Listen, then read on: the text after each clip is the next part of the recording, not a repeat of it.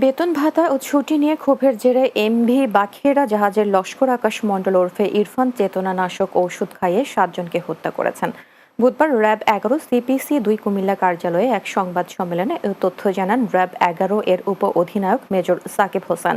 চাঁদপুরের জাহাজে 7 জন খুনের চাঞ্চল্যকর ঘটনায় অভিযুক্ত আকাশ মণ্ডলকে গতকাল মঙ্গলবার রাতে বাগেরহাটের চিতলমারী এলাকা থেকে গ্রেফতার করে র্যাব।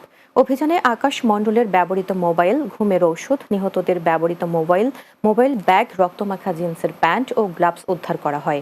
তবে ঘটনার সাথে অন্য কোনো কারণ কিংবা কেউ জড়িত আছে কিনা সে বিষয়টিও খতিয়ে দেখা হচ্ছে বলে জানিয়েছেন মেজর সাকিব হোসেন। রাতের খাবারের তরকারিতে এই গ্রেফতারকৃত আসামি সে আমাদেরকে জানায় সে নিজে রান্নাঘরে প্রবেশ করে এবং 3 পাতা ঘুমের ওষুধ ওই তরকারির সাথে মিশ্রিত করে। তার মূলত ক্ষোভ ছিল জাহাজের মাস্টারের ওপর, বা জাহাজের মাস্টারকে ডেট করার পর তার কাছে মনে হয় যে এই জাহাজে বাকি যে সদস্যরা আছে সে যদি এখন এখান থেকে পলায়ন করে তাহলে বাকি সদস্যদের দেওয়া তথ্য অনুযায়ী তাকে গ্রেফতার করা হবে।